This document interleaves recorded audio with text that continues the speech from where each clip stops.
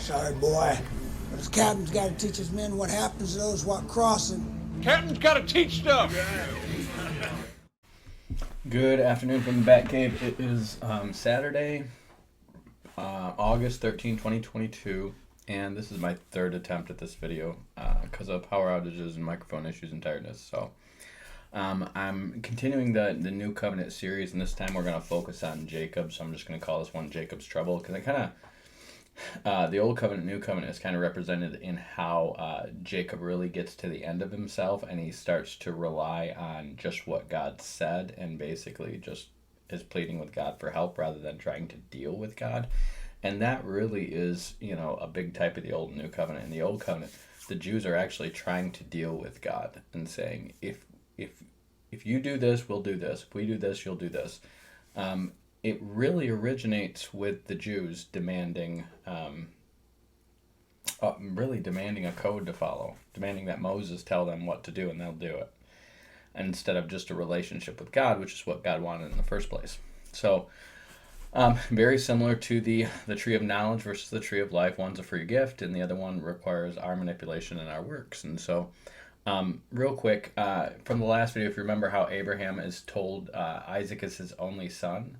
The reason is because, typologically, that's a type of foreshadowing Christ, but also Abram, he was called Abram when he gave birth to Ishmael, and he's called Abraham when when Sarah gives birth to Isaac. So Abraham has one son, because he wasn't Abraham yet when Ishmael was born.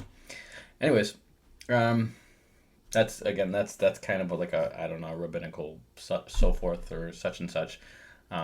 If you want to take that into account. But we're going to get down to Genesis chapter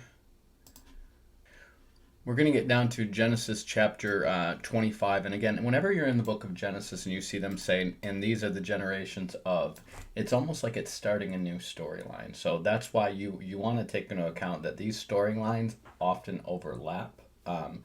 They're not necessarily chronological. Now, it just so happens because of Noah's flood, the generations of Noah picks up after the flood. The generations of Jacob are going to pick up after his conflict with, I think it's with Shechem, and then but you're going to see Abraham die before you start with the generations of Isaac, which is not the case. Abraham actually dies when Jacob and Esau are about 20. Isaac's going to die. He lives to be 180, which means which means his son Jacob is going to be around. So Isaac is going to die about 10 years before Jacob goes into Egypt, which means Jacob's got great grandchildren by the time Isaac dies. Because Joseph is going to spend at least 2 years in prison in Egypt before he prophesies his 7 years of plenty, followed by 7 years of famine. And it's going to be about halfway through that famine that Jacob and his brothers come in. So Joseph is probably in his 40s by the time they get there. And so Isaac would have died around after Joseph went into Egypt. Okay, so you guys want to kind of keep those things in mind, because as you're reading Genesis, you want to make sure you understand it's not all a straightforward chronology. Okay, there's going to be overlap, and that overlap is going to start when they talk about these are the generations of. So we're in the generations of Isaac, and basically he gets his wife pregnant, and when he's 60 years old. When he's 40 years old. So maybe Isaac died before Joseph goes into Egypt.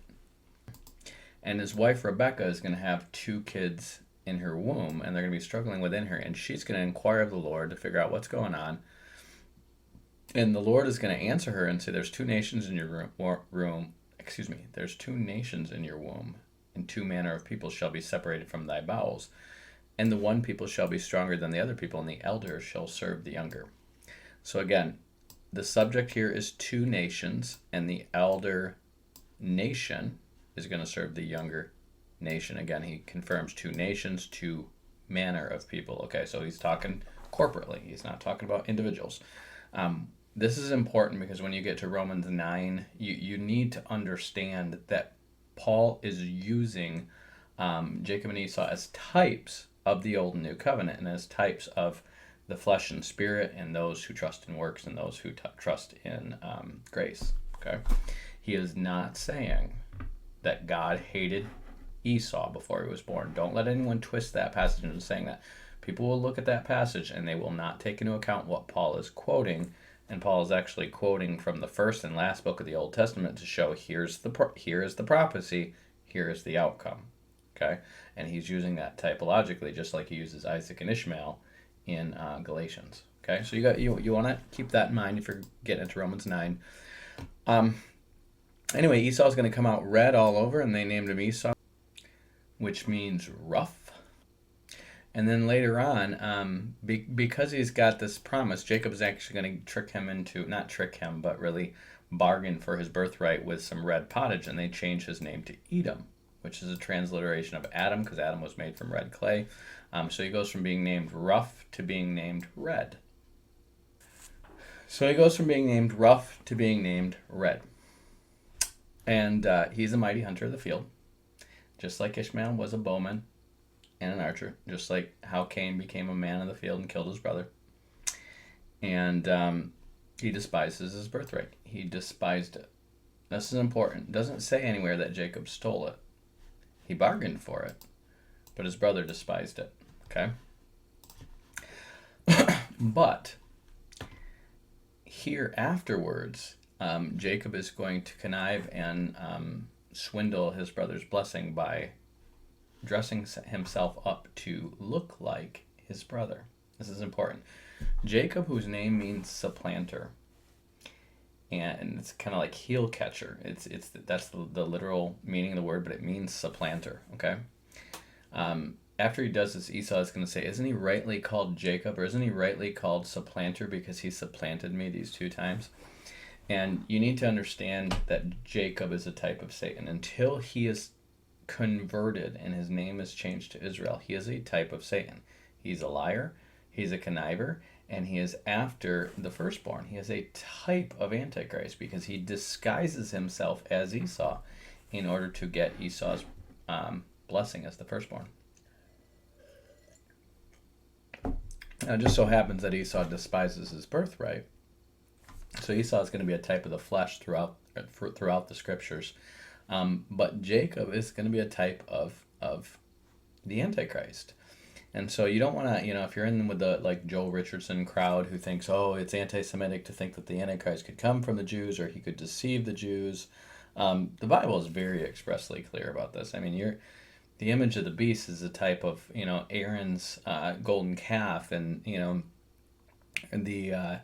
the Antichrist pretending to be Christ is a type of Jacob pretending to be Esau. If you understand the typology, and let alone the express prophecies, it's over and over and over again that the Antichrist is going to deceive the Jews. He's going to set himself up as a false Messiah. And the Jews are going to receive him as that false Messiah. Not all of them, but the ones who are carnal are going to receive him that way. So Jacob's going to swipe his brother's birthright, and then his brother is going, he's going to bargain for his brother's birthright, right? And then he's going to swipe his blessing. And his brother's like, well, as soon as our father's dead, I'm going to kill him. His father lived to be like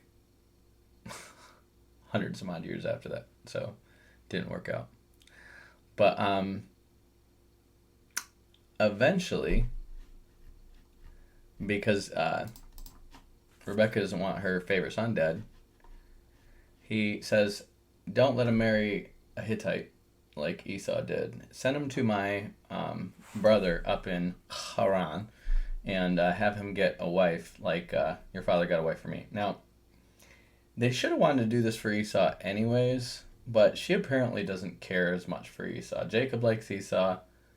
Isaac likes Esau. She likes Jacob. They just both have their favorite, and she's not considering Esau. The ironic thing is if she had sent Esau first to get a wife from her brothers, he would have came back with Leah as his wife, and Jacob would have came back as Rachel as his wife, which is what he wanted in the first place. But because Esau is carnal, and despises his birthright, starts marrying Hittites. And Jacob is also carnal, and he is trying to get what Esau has by conniving. He ends up with both wives and all kinds of drama in his household because of it. Jacob is going to go, and he's going to head out toward Haran, and then he's going to end up sleeping somewhere, set up some stones for a pillow, and as he dreams, he's going to behold a ladder set up on the earth, and the top of it reached the heaven, and behold, the angels of God ascending and descending on it. And behold, the Lord stood above it, and said, I am the Lord God of Abraham thy father, and the God of Isaac. The land whereupon thou liest, I will give it to thee, I will give it, and to thy seed. And thy seed shall be as the dust of the earth, and thou shalt spread abroad to the west, the east, the north, and the south, and in thee and in thy seed shall all the families of the earth be blessed. So this is the complete Abrahamic covenant. Is going to be given to Jacob now. And he says, behold, I am with thee, and I will keep thee in all the places whither thou goest, and I will bring thee again into the land, and I will not leave thee until I have done all that I have spoken of. So God gives the same unilateral promise. This is important. The same unilateral promise that Abraham has by faith alone. Okay? There is no caveat to there. There's no if to it. This is the promise that that Abraham has, that God swore by himself. He is now transferring the promise down the line to Jacob. Okay? And then he's basically extending that the seed is not there yet. The seed is Christ, who's going to come later, but it's going to come now through Jacob. Okay? So Jacob's got a pretty good deal going on here. He's a liar and a conniver, but God has already destined him to rule over Edom. And he's already destined him to have the promise of Abraham. So he already has the blessing and the birthright. This is the thing. He already has it from God from birth, but he's conniving to get it, even though he already has it. Okay? This is his nature. This is that human nature of, like, it was always God's intention to make us like himself, but we're going to try to get it through a shortcut anyways. We don't wait on the Lord to do what he's promised to do. Instead, we try to shortcut and get it ourselves, and we always cause ourselves trouble. We make ourselves Islam, things like that. And he's going to do the same thing. So he wakes out of his sleep and says, surely the Lord is in this place, and I knew it not. And he was afraid and said, how dreadful is this place? There is none other but the house of God, and this is the gate of heaven. Okay? Jacob rose early in the morning and took a stone that he had put for pillars, and he set it up for a pillar and poured oil on the top of it.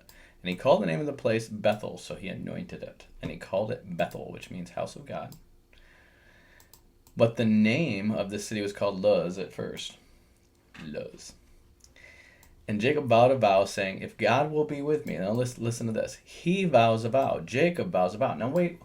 Remember how Jesus said, don't give your vow to anyone? Okay, why? Because you don't have power over whether or not you're going to keep your vow. One, you're in bondage to sin through the fear of death. And two, circumstances may arise where you don't keep your end of the vow. And those circumstances might be out of your control. But what does he say? Even though God had already made a unilateral promise to do certain things to him, he says, if God will be with me, and he will keep me in this way that I go, and will give me bread to eat and raiment to put on, so that I come again to my father's house in peace, then shall the Lord be my God. This is the origin of the Old Covenant in Israel. Notice God already made a unilateral promise. And then Jacob adds to that his own deal. If God will be with me, and this is important, and will keep me in this way that I go. Well, what's the way that Jacob goes? Lying and conniving. So if God will keep him in the way that he's going, and God's going to get into the way that he's going when we're going to get into Hosea. We'll show that a little bit later. He will keep me in this way that I go. I will, and give me bread to eat and raiment to put on, so that I come again to my father's house in peace. Then the Lord shall be my God. And this stone which I have set for a pillar shall be God's house. Okay? God's house. So why isn't the temple in Bethel?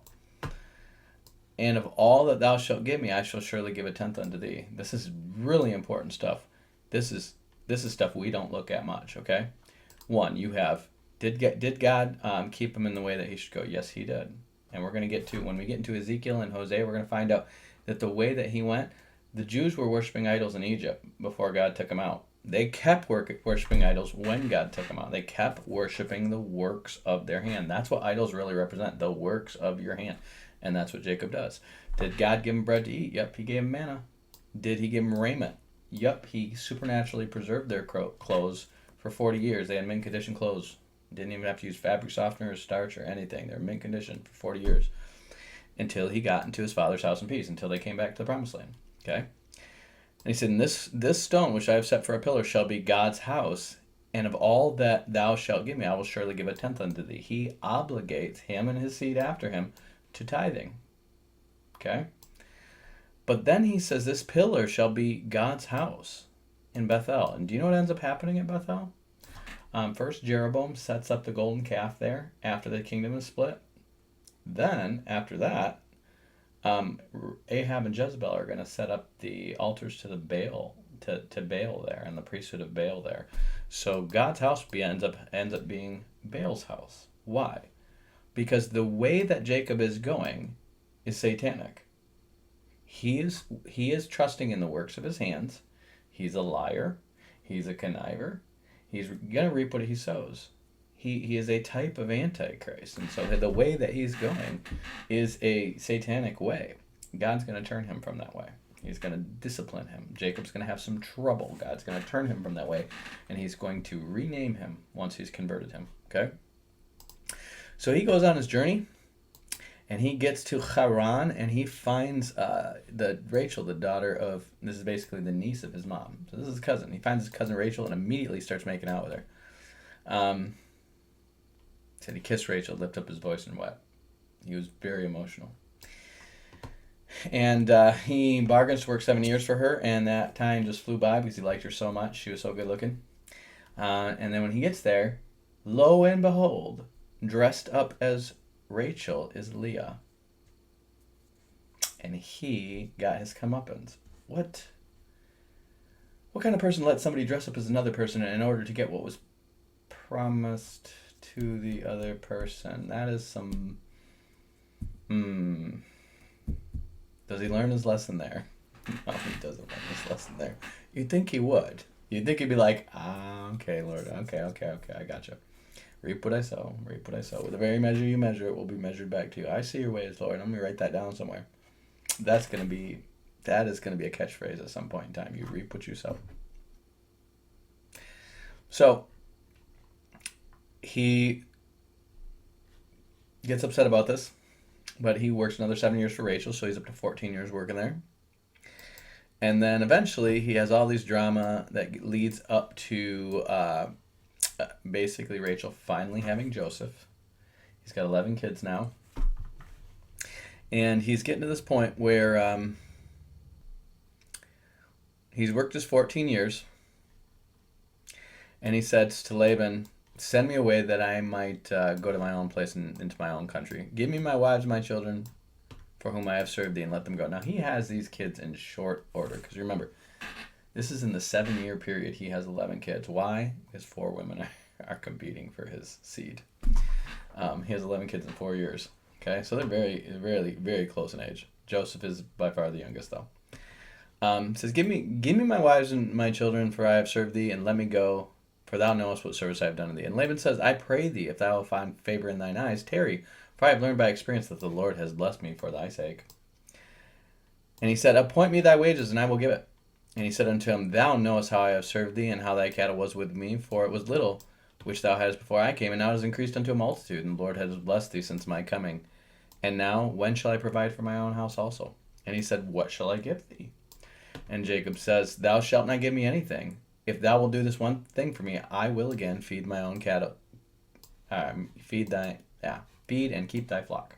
He said, I will pass with the flock the day, removing from thence all speckled and spotted cattle, and all the brown cattle among the sheep, and the spotted and speckled among the goats, and of such shall be my hire. Okay, again, he's saying all the blemished, all the flawed sheep, the non-white ones. The white wool's the good stuff. You're in a desert. Nobody's trying to wear black wool if you don't have to, okay? You're in a desert, it's hot, you want that white wool, okay? You want that good-looking white wool, that good fur.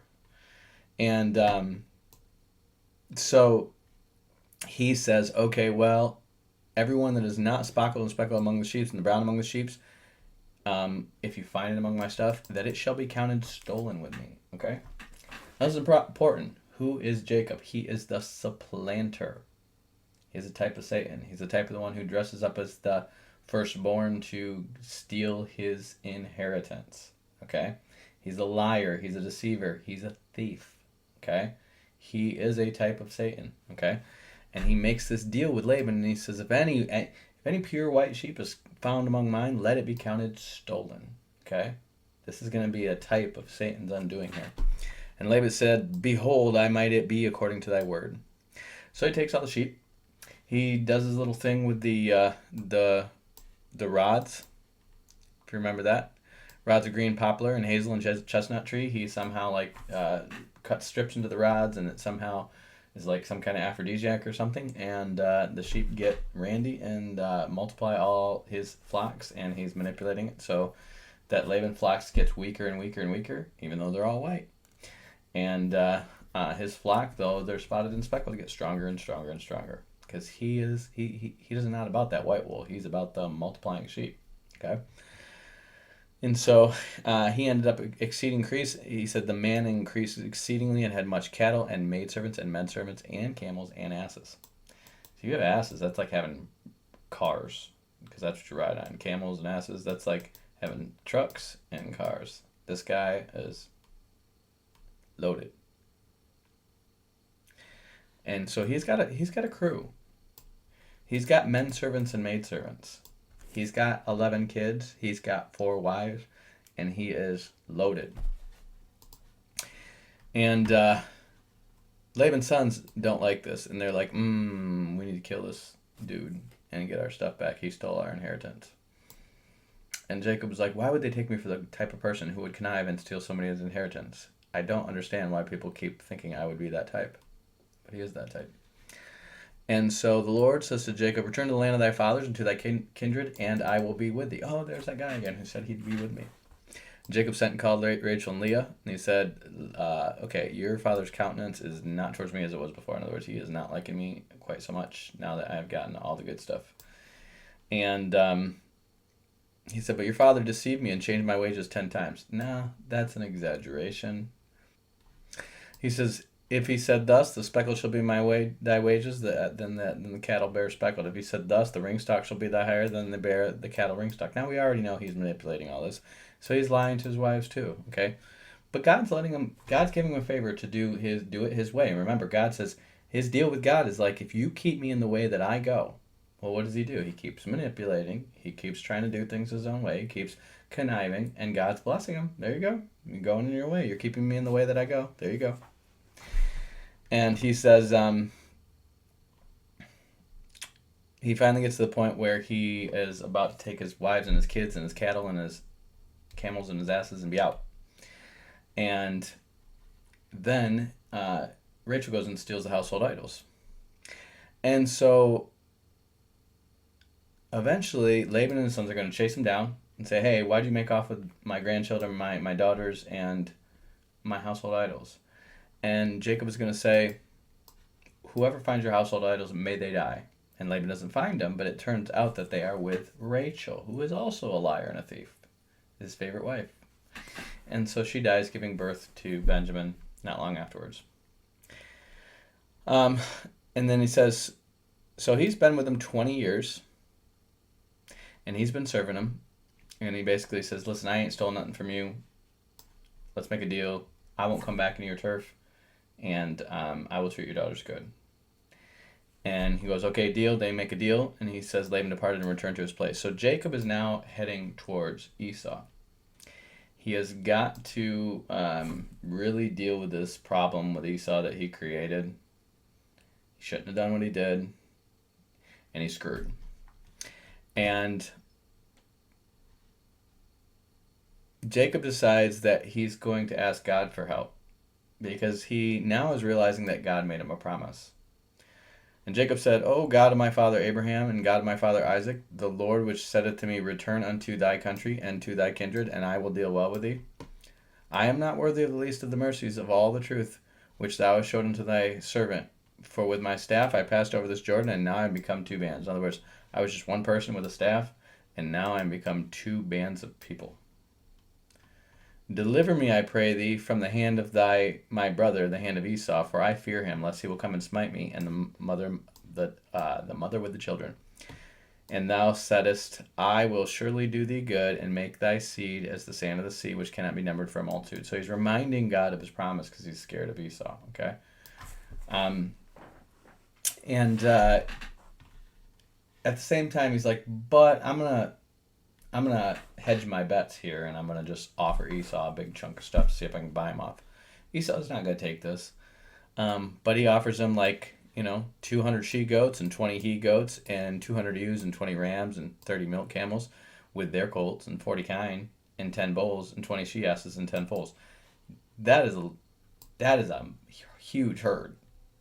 If you're a herdsman and that's a starting point from you, you're either gonna screw up really bad or you're gonna get rich. That is a huge stack of stuff. I mean, camels alone with little kid camels, you could be selling those to Arabs all day long.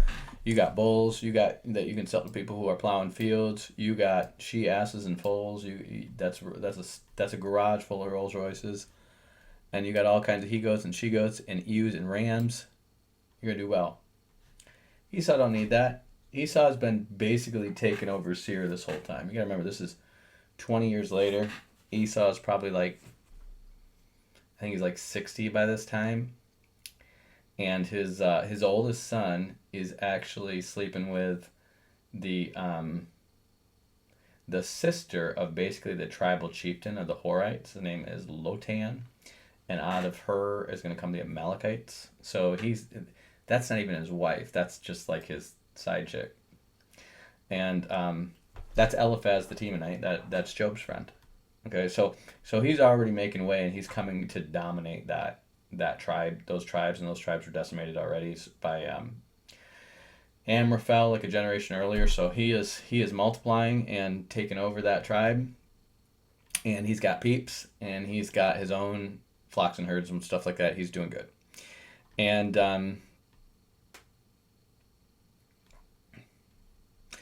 Jacob's gonna send him all this stuff, but he's still scared. He's still not. I'm asking God to remember His promise. I hedge my bets by giving him a bunch of munties, and now he goes to sleep here, and he says Jacob was left alone, and there he wrestled with a man until the breaking of day. I don't think he's sleeping. I think it doesn't actually say he's sleeping, and he says, and when he saw that he prevailed not against him, he touched the hollow of his thigh. So in other words, the man who wrestled with him didn't prevail against him. He touched the hollow of his thigh, and the hollow of Jacob's thigh was out of joint, and he wrestled with him. So he used a cheat code, and basically he won anyways. And then he said, let me go, for the day breaketh. And he said, I will not let thee go unless thou bless me. So he is desperate for a blessing from this guy. Maybe he is dreaming, maybe he's not, but somehow he just knows. And he said, I need a blessing. I need a blessing from you, Lord. I am not in a good place. He is not doing anything right. He needs a blessing from God. God has tried to bless him, and he keeps, either by taking his mom's advice or his own conniving nature, whatever, he keeps trying to get it by his own hand, which God would have just given him. And finally he says, I will not let thou go unless thou bless me. Because he never really is, he's gotten promises from God. He just doesn't trust in them. And then he says, what is thy name? And he said, Jacob. My name is Jacob. Means supplanter. Kind of a type of Satan here, but he can bless me anyways. And he said, thy name shall no longer be called Jacob, supplanter or heel catcher, but Israel, which means one who rules as God. Okay? For as a prince thou hast power with God and with men, and has prevailed. Okay? So this thou hast power, this is basically saying, most are going to say thou hast struggled or wrestled with. Thou hast power with God and men has prevailed. But that is the more literal, is going to be the King James. As a prince thou hast power with God and men has prevailed, because when he's saying, somebody prevails, it's like saying he's picked out of his brothers to be the prince and be the next head. Okay, that's what it kind of means to prevail. That's what that word means. Most ones are going to say struggled, because he's struggled with God and men and prevailed. But this is a different kind of prevailing now, because his prevailing doesn't come out of his beating the Lord. See, he was actually, the Lord couldn't prevail against him. He tried to bless him, did it his own way. Tried to chasten him, did it his own way. Finally, he's at a point where God's just crippled for life. How do you like me now? And he wins. And Jacob still won't let go of him. He's just no. I won't let go until you bless me. And so he's like, okay, I'll bless you now. Now that you are dependent on me, now that you understand that you're dependent on me, and he changes his name to Israel. And Israel is a type of Christ. Jacob is a type of Antichrist. I want to make sure you understand this. There's a few people in the Old Testament who are both a type of Christ and a type of Antichrist.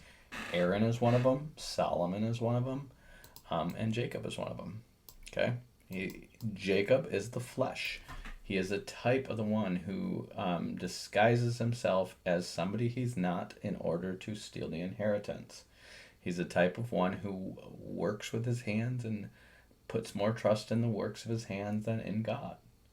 And God changes him to Israel, and now he's like, because that is the one who prevailed with God and men. Why? Why did he prevail with God? Because he begged him for a blessing. He said, I won't let go unless you bless me. So, after that, Jacob says, tell me, I pray thee, thy name. And he said, wherefore is it that thou dost ask after my name? And he blessed him there. He doesn't give him his name. Why? That's coming later. His name is Israel. That's one of his names, but his name is going to be revealed as Jesus. And Jacob called the name of the place Peniel, for he's seen God face to face, and his life is preserved. So he understands, again, he sees God face to face. He understands that this man that he wrestled with is God. It's a Christophany. So he ends up crippled for life, walking with a pimp limp. But it's a reminder that God has also promised to bless him. He's got that with him for life. He's dependent on God. He is not going to win in the foot race, but he trusts in God. He has to trust in God because he's hobbled. So he lifts up his eyes and he sees Esau coming, and he splits up his camps.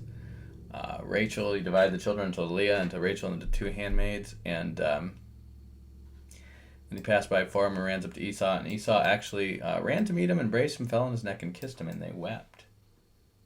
They reconciled.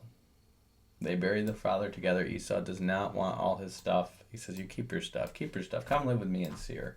I got people there. I'm taking over this space. And he's like, nah, I'm going to stay back here because I still am going to rule over you one day.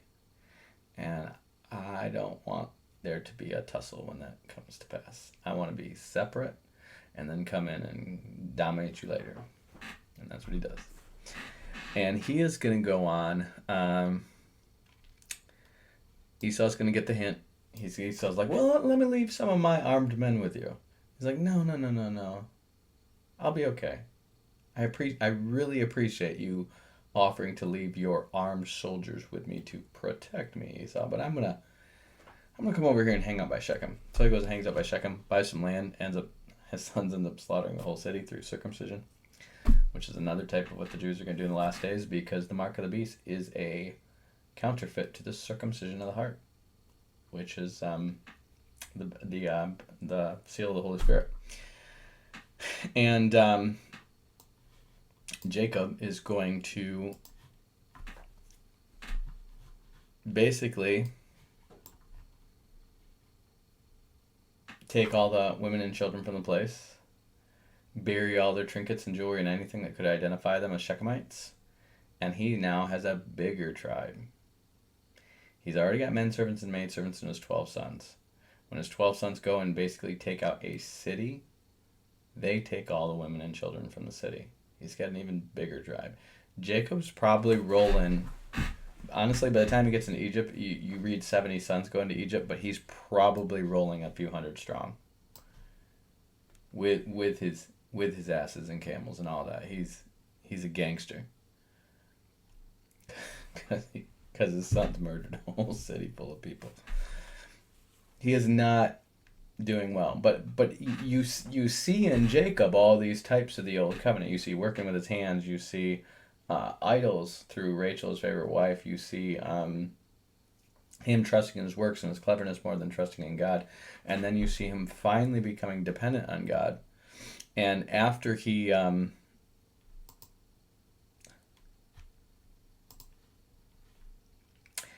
gets done with the Shechem incident and he's scared again, oh man, my son's killed a whole town, now what am I going to do?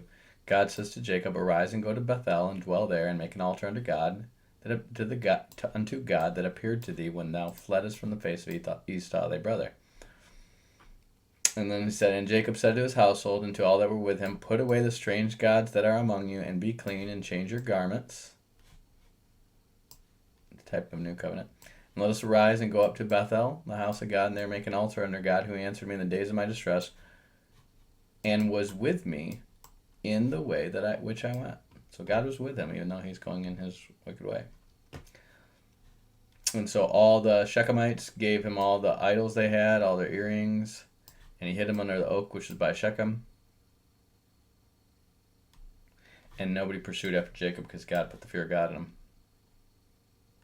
And then God reminds him again. God said unto him, thy name is Jacob. Thy name shall not be called any more Jacob, but Israel shall thy name be. And he called his name Israel. And God said unto him, I am God Almighty, be fruitful and multiply. A nation and a company of nations shall be of thee, and kings shall come out of thy loins. So how can he be a nation and a company of nations? The nation of Israel is only ever one nation. It's two kingdoms, but it's one nation. So how does he become a company of nations? And that is the church. A nation is Israel. A company of nations is the church. All the Gentiles that are going to be grafted in Israel become a company of nations. Remember, they're going to be grafted into Israel, not Jacob, Israel. And the land which I gave to Abraham and Isaac, I will give it to thee, and to thy seed after thee I will give the land. And of course, the seed after him is a many in one. But it's ultimately going to be to Christ, who inherits the land. And God went up from him in the place where he talked with him, and Jacob set up a pillar there, where he talked with him, even a pillar of stone, and he poured a drink offering, and he poured oil thereon, and called the name of the place where God spake with him Bethel. Again, so God calls him Israel again. He calls that place Bethel again. And Rachel's going to give birth to Benjamin, and she's going to die and be buried in the way of Ephrathah, which is Bethlehem. So Jacob's story is going to finish off just like the story of Abraham is going to finish off with Isaac and Ishmael, and Ishmael's ancestry kind of split off and kind of tapered off before they keep going with the story. Isaac's is going to finish with Esau's ancestry kind of being tapered off and leading up to the kings and the dukes of Esau at the time that the Jews went out of Egypt. And he's just going to leave it alone with Esau, and then he's going to pick back up, and he's going to say, and Jacob dwelt there in the land when he was a stranger, and these are the generations of Jacob. Okay, in other words, this is the story of Jacob. We're past the story of Isaac and his children. Now we're to the story of Jacob and his children. Okay, the focus has changed. And again, this is going to go down to really ultimately the story of Joseph and Judah and how they come to be the two that are going to be picked by Jacob to rule over Israel. Okay, one is going to be where the Judah, which rules from Jerusalem, which is David and his line, and the other is going to be the line of Ephraim, which is going to be to rule from ultimately what is now going to be Samaria. Shemer is where they go, but it's basically in Ephraim. And those two are going to be the rival north and south kingdoms in the days of after Solomon until the captivity. And that's really what this story is about. And you're gonna have typology of Christ and Joseph. You're not gonna really have typology of the two covenants anymore. You see that worked out basically in the time between Adam and Noah. You're gonna see that worked out in Abraham and in Isaac. The rivalry between Abraham and Amraphel or Nimrod being a type of the old covenant and the new covenant, the younger ruling over the older. And then you're going to see that again with Jacob and Esau. You're going to see it with Isaac and Ishmael, less so, but Paul's going to draw that out in Galatians. And you're going to see these two covenants into people all throughout Genesis. And then when you get into Exodus through Deuteronomy, that's when the Old Covenant eventually comes about. And by the time you get to Deuteronomy, you're going to get the first clear forecasting of the New Covenant. Because Moses is going to see Israel failing in the Old Covenant, and he's going to prophesy to them that a New Covenant is going to involve God putting His Spirit on them later on. And that is going to be worked out through the nation and the kings of Israel. And it's ultimately going to be clarified in the writings of Ezekiel and Jeremiah at the end when Jerusalem's finally getting destroyed. So hope you guys are blessed by this. I hope, again, this is my third time doing this, so I probably left out some keen details and things like that. But just keep in mind as you're looking at Jacob that there's a Jacob of the flesh and then there's a Jacob of the spirit called Israel. Just like there's an Abram who screwed up and had Ishmael, and then there's Abraham who trusted God and had Isaac. Okay? Two persons, and one's going to be by the flesh, one's going to be by the spirit. So hope you guys are blessed by the teaching, and I hope you have a great weekend. Batman out. Peace. Peace, I'm out. I'm Batman.